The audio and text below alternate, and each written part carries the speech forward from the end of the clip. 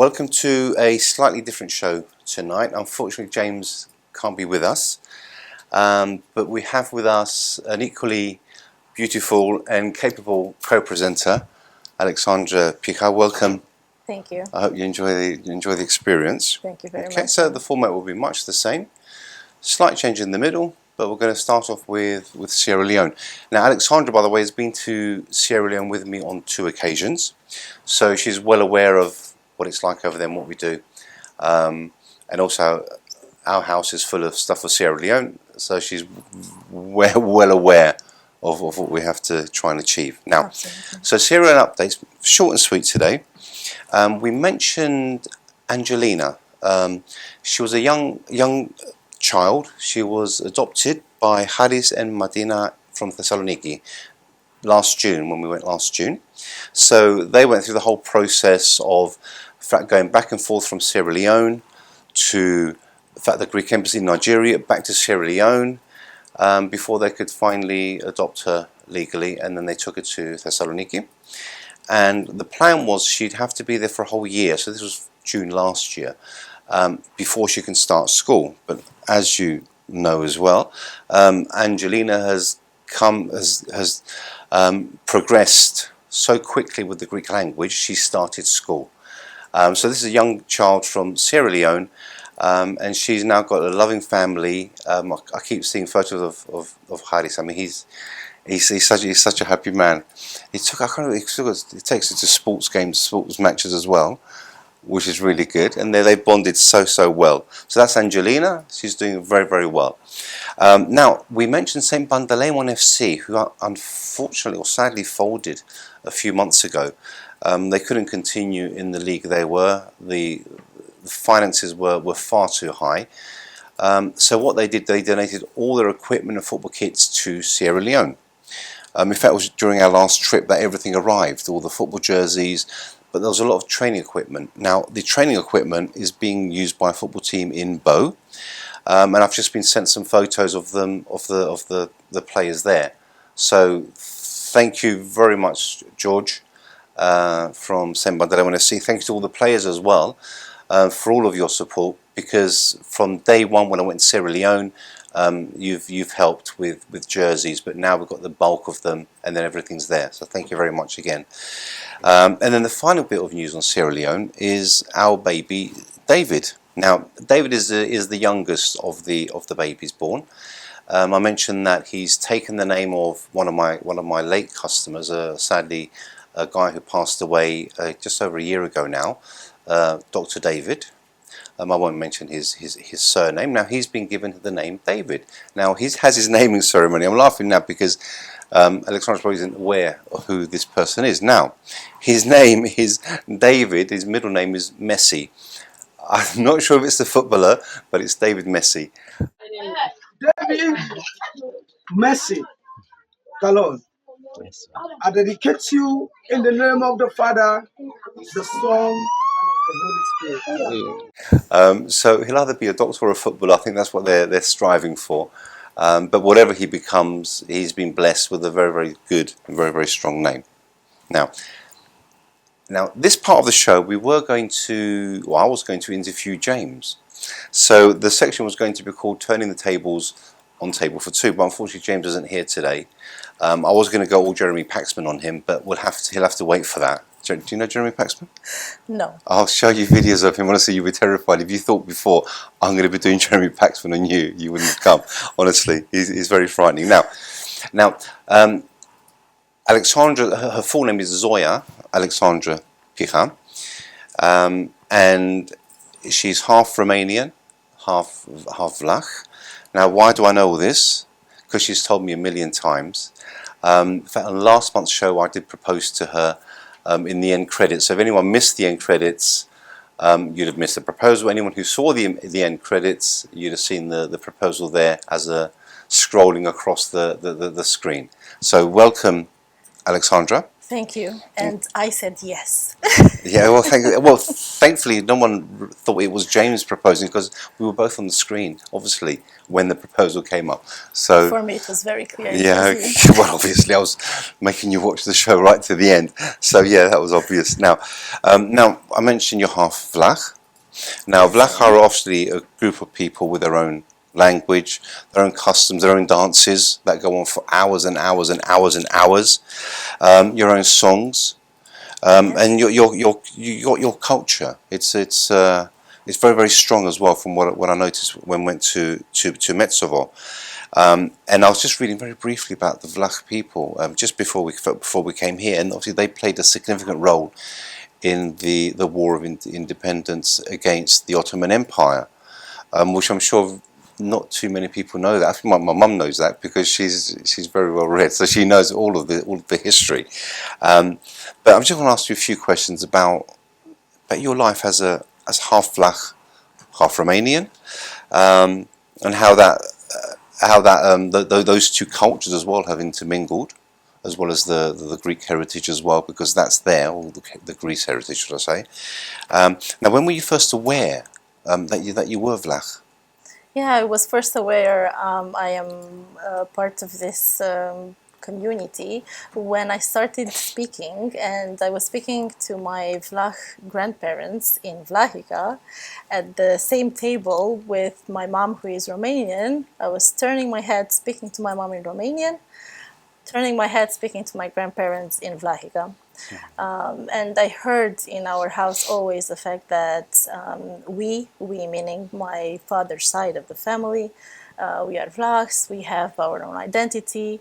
Even the weddings I was attending as a child with my family, with my parents, they were different in my father's side, the Vlach weddings, than the Romanian weddings. How did they differ? Because I've only been to a Vlach wedding, I haven't been to a Romanian one. How did they differ? Yes, well, the Vlachs tend to celebrate very similarly to the Greeks, so you would have this my big fat Greek wedding sort of vibe, first of all. Second of all, the music is absolutely different. The dances are absolutely different. And in every Vlach wedding, you would always have also the traditional dancers dressed as you would, for our viewers here, as you would have, I don't know, Greeks in Epirus have the specific clothing. This is the kind of clothing that the dancers would have at the weddings. Apart from that, I discovered sort of the origins where we actually come from, the fact that we come from Epirus, from Greece. When I went into this first journey in the Vlach villages, Metsovo was my biggest revelation. Yeah. I was already 27 years old. So I grew up knowing that I have this double identity, so Vlach from my father and Romanian from my mother. But to arrive in Metsovo and to see that I'm speaking the same language as those ladies who lived all their lives in this village in Greece. I speak the same language that my grandparents taught me, because one thing that kept their identity was speaking the language. Yeah, I noticed that when we were in Metsovo. Yes, There was yes. somebody we weren't speaking Greek, obviously to each other, except somebody else speaks to me in Greek fluently, but they had their own language. But a lot of the younger people aren't speaking it as much as I suppose the older people. Yeah, that's correct. Unfortunately, not all the young generations keep the language. They still recognize, or they say, yeah, my mom or my grandparents were Vlachs, but and some of them, they keep it. If they wouldn't keep it through the language, they would keep it through the customs or through the dances or through their clothing. So there is still something that really keeps us. I must say that it is a Latin language with a lot of Greek words, so maybe half Greek, half Latin sort of origin. And most of the times we can understand each other if we come from if we grew up in different countries and we try to speak Vlahica. But many times, if we don't know a word, we tend to borrow the word of the country that we are in. So we don't have standardized language. We don't have our schools, unfortunately. So it would be great if there are projects going on in Europe for this sort of ethnic minorities like ours. So I hope it gets to be preserved. What about like in a country like England, where you have Vlachs who are brought up in Romania, and you have Vlachs who are brought up in Greece, like with Nico from Clissold Arms, best example ever. When you speak to him in Vlachiga, do you understand everything he says? Most of the things, yes, and he would know very basic things like the greetings and happy wishes or wishes that you would say for like weddings or christenings. But yeah, then we kind of tend to speak in English. Yeah. But I've met here in the UK Vlachs who grew up in Albania, in Romania, in Greece, in North Macedonia, Skopje. Even Bulgaria. I've traveled myself in different countries. I've even found Vlachs in Vienna, in Austria. Yeah. So, yeah, it's really nice to identify that. And you normally recognize by the names. Yeah. Well, there's quite an influence in Vienna, though, with the Vlach people. Yes, absolutely. For example, I had a work trip in Vienna, and it happened that my hotel was next to Holy Trinity Greek Orthodox Church. So as I usually would do, if the church is open, I would go visit. When I went there, I saw some names that sounded Vlach to me. So then I researched, and I found out that the church was actually founded by benefactors of Vlach origins from Epirus or the Balkans, northwestern Greece, border with Albania. So it was really interesting to find out that, for example, Simon Sinas or Herbert von Karajani were actually of Vlach origins, and they've given so much to the Austro-Hungarian Empire. So yeah, it's really wonderful how we've spread, and we had some influence on the countries or the empires that we were living in. Yeah. And always, I think what's unique about us, we were very loyal to the country where we lived in, and we still are. Yeah. You would have Vlachs living all around the Balkans, and then Central Europe, but also USA and so on. They are proudly wearing the citizenship of the country that they live in. They fight for that country. They go even high in the culture of the country. They enter the history, but at the same time, they always acknowledge their Vlach origins, their Romanian or Arman origins. Are there any significant differences between the Vlachs of Romania and the Vlachs of Greece and the Vlachs of, say, Albania as well? Yeah, I think each community kind of kept some influences or took some influences of the country they lived in. And you could see that, for example, in the music. So in Greece, you would still have the rhythm, the slow rhythm, the original Vlach music. Yeah. Whereas in Romania, for example, they would have some faster influences, let's say, from when they migrated from Greece all the way to Romania. They went through North Macedonia or through Serbia. And from that music, they got a bit of the faster rhythms. So you would recognize music that is, let's say, produced in Romania, or that is produced in Albania, or that is produced in Greece. You would still recognize the words. You maybe recognize the original kind of melody, but each of them put it in a different way. And then there's the lifestyle, of course. We are very good citizens of the countries we live in, so we are quite adaptable. Yeah.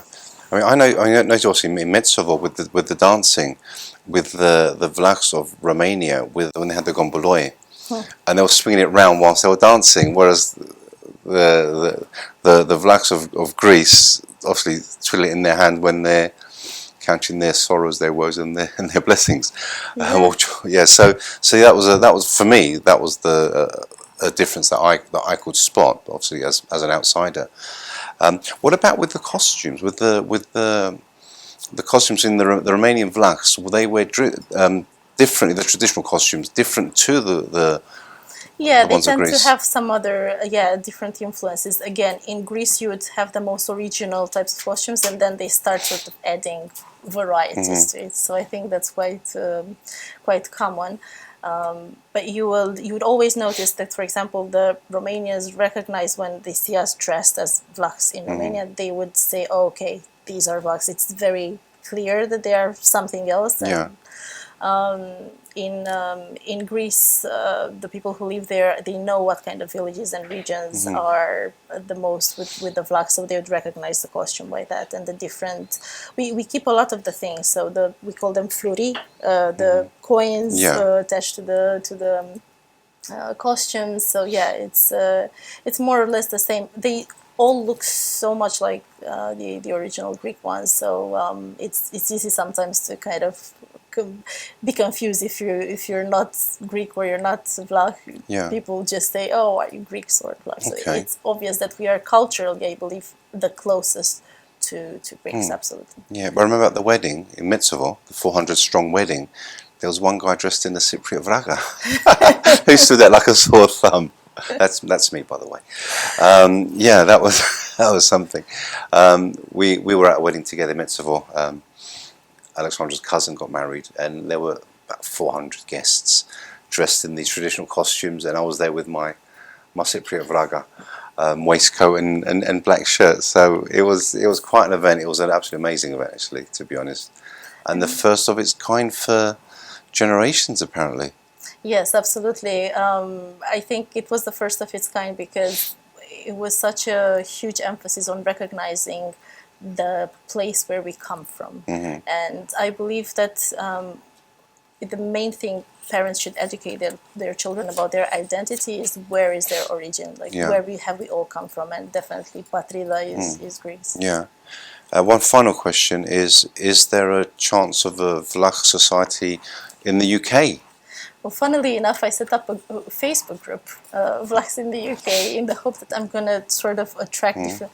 And yes, I met probably around 30, 40 who would be around here. I met some musicians who would be willing to sort of organize a gathering. So I think it would be nice to celebrate our culture by some music and dance. Okay. It's definitely in the cards. I'll be there. Yes. With my camera, if I'm invited, I'll charge this time, because Vlachs are well known for being entrepreneurs and business people. So. Yes, I mean, when we went to Metsovo, you saw we went to the Tosica Museum, Folk Art Museum. It really shows the rich life of Epiros and Vlachs, and also the national benefactors of Greece, such as Averov, who again Vlach origins. Yeah, that was an amazing story. Yeah, both Yorgos Averov and Evangelos Averov, who have been huge in the Greek history. Yeah, wonderful.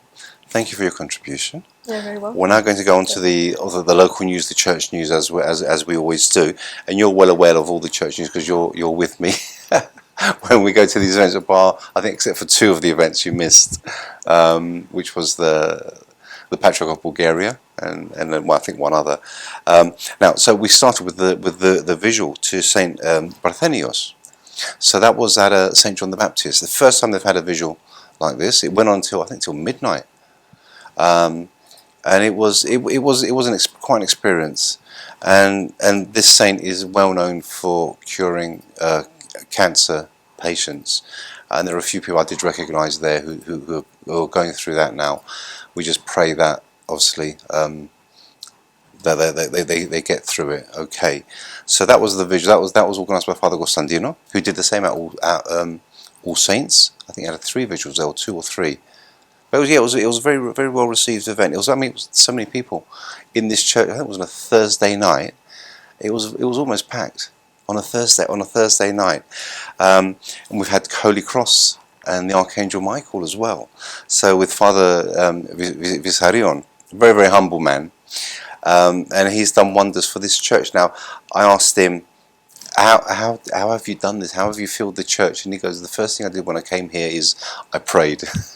So coming from a priest, prayer is the answer. But yeah, he's done so well. On the day of the first time we went there were 2 people being tonsured as readers. There was Gabriel, the chanter, Nigerian origin, and then there was Banayodi as well.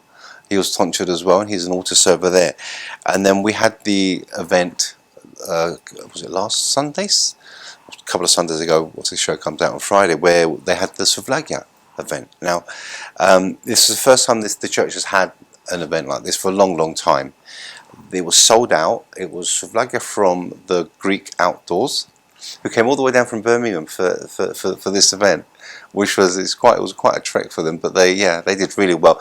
Everyone was saying how good the food was, the meat was, and luckily we were able to have meat that day. It was the last day of meat really, and then we had there was cheese and milk for a week. But yeah, no, they did so well. And I was checking how many nationalities are amongst the altar servers now.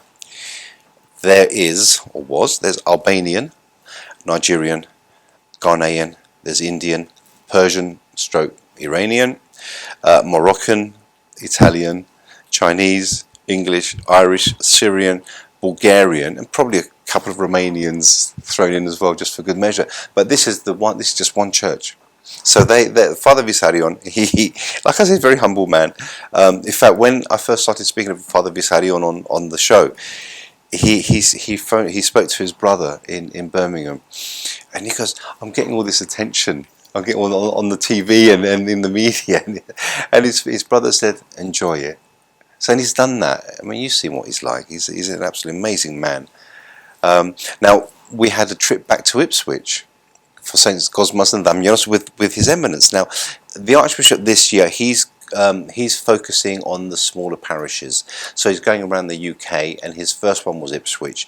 Now, Ipswich was the first place I saw Alexandra before we knew each other and what have you. That's the first time I photographed you, and that's kind of where it started in a sense. By the way, I think we did mention we're engaged. So yeah, so that was where kind of the journey started for us. So that was Ipswich. Now, there was tonsuring as well, another tonsure. There's a lot of tonsuring going on, without cutting off hair though. I'm quite disappointed. Now, to tonsure means to cut hair apparently, and it's when someone's made appointed as a reader, or even ordained as a reader, and it's the lowest level before you start moving up, and you become a subdeacon, a deacon, and so on and so forth. So the reader was Cuthbert. Now, it's not a name you hear often. You won't hear it in the villages of Cyprus anyway. But there are a lot of English Orthodox saints which we accept and we see, and we venerate their icons as we do with the rest. But there was a first Cuthbert I've actually met. But the thing I loved the most about Ipswich was when it was time for the meal after the service. Went to a small hall area, very small area. There was a table in the shape of a T. His Eminence sat on the top with a couple of the priests, and then instead of the committee and the trustees and what have you sitting there with the Archbishop, on one side I think it was 3 nuns from Essex Monastery or 4 nuns from Essex Monastery. On the other side, the children.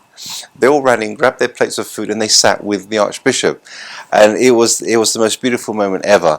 Obviously, we go to a lot of events, and the committee are there, and the VIPs, and the mayor, and what have you.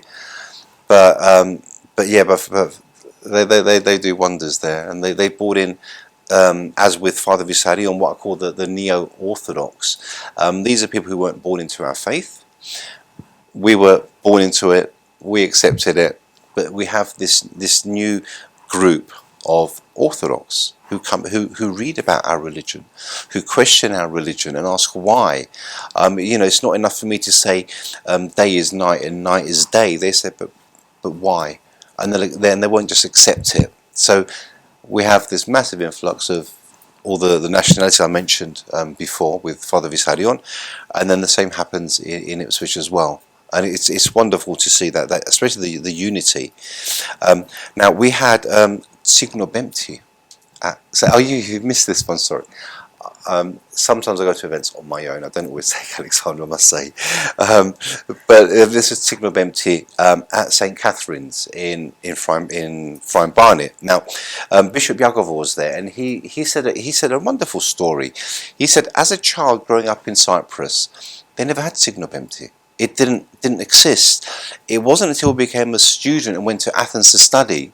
He said one evening, suddenly the sky was full of smoke from barbecues, and then he was introduced to Tigno Bempty, and it means charred or smoky. Smoky Thursday or Charred Thursday, and now it's celebrated in Cyprus as well. And he said there were children going around, you know, getting little treats from families and what have you. So it was a big festival. That was a wonderful thing, and that happens all over Greece and also all over Cyprus as well now. So that's a good thing that they've introduced that to our culture, because we love barbecues, being Cypriots, obviously. Now we had the Patriarch of Bulgaria visit. Another thing that you missed out. I feel really bad. I really feel bad. Now it was quite a closed event. Only 60 people could be invited, and it was a meal for the Patriarch of Bulgaria. Now he came to the UK to consecrate a new church, which was opened by the embassy of Bulgaria. So His Eminence was there, being obviously the Archbishop of Theodira. He was key to the consecration. And then even they held the formal dinner, which I was invited to. And I always say it's such an honour to be invited to these events. And I always wonder, are they inviting me, do I bring my camera with me? Or is it just because... Anyway, I took my camera, thankfully. We got lots of photos. Obviously, there was a group of archons there. There were some people from the universities here in the UK. There were a couple of Bulgarian priests as well as the Greek Orthodox priests. So there were quite a few. It was quite an event, and even though it was a formal dinner, it was quite informal. In that it was a very relaxed setting. It's a shame you missed it, but you've seen the photos. You've seen the photos. Yes. You've seen. Did I post them? No, I didn't post that. They're on the Theodira website. If anybody wants to see the photos, if you go to theodira.org.uk, you can see the photos from the consecration, which I didn't attend, but also the dinner in the evening. Now, then we've had a very, very busy weekend just past now. So it started with Amalgama at Jamboree in King's Cross, sold out event. If anyone's ever been to an Amalgama event, expect a lot of dancing, brilliant music.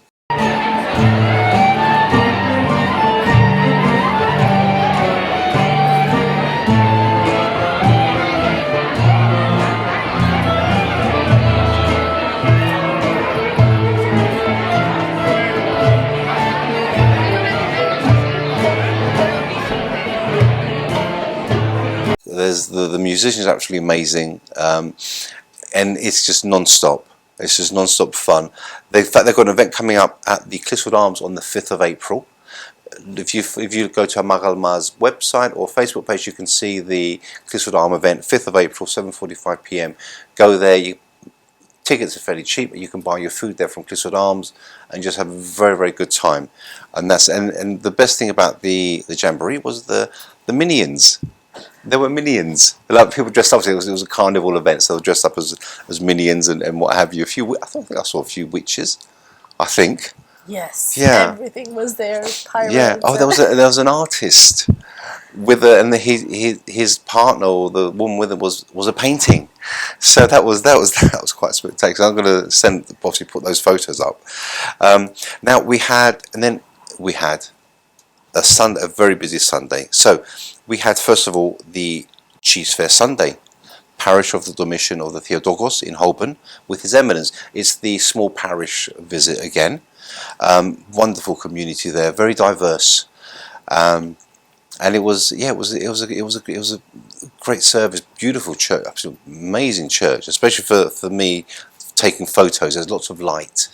A lot of our Greek Orthodox churches tend to be quite dark. I don't know why it is, but this building was absolutely amazing, spectacular. So because you were there. And then we had Asterakia. So I remember this last year with James. We had the same thing last year. So Cheese Fair Sunday. Then we had Asterakia Carnival with Hellenic. There was intrepid bakers were there.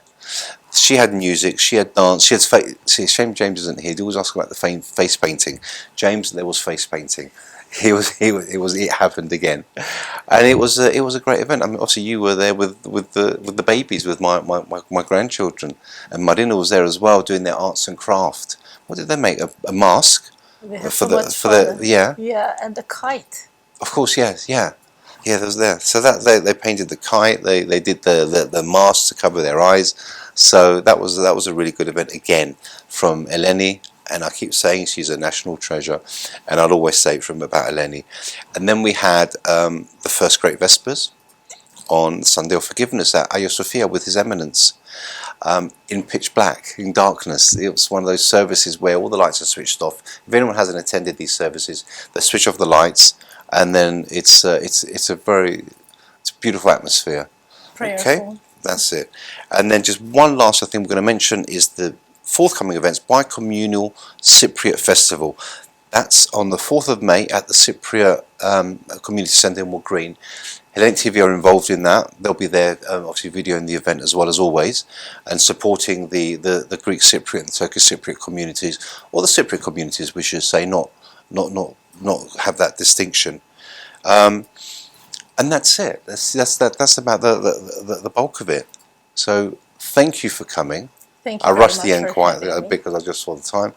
And yeah, and we'll see you at the next event.